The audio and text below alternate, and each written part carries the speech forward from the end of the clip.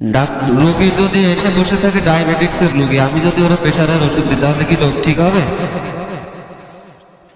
এখন ডাক্তারের কাছে যে বলছে, ডাক্তার সাহেব আমার ডায়াবেটিক্স, আপনি পরীক্ষা করে ওষুধ দেন। আমি যদি প্রেশার রোগী তারা প্রেশার ওষুধ দিই তাহলে কি তার সারবে? রিয়াকশন হবে।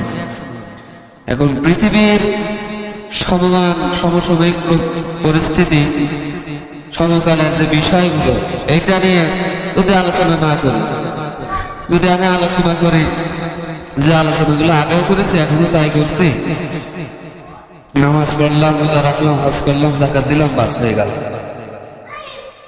এই নিয়ে যদি সারাদিন পড়ে থাকি তাহলে নতুন বিষয়গুলো যেগুলো সামনে আসছে এগুলো তো ক্লিয়ার হলাম না, হলো?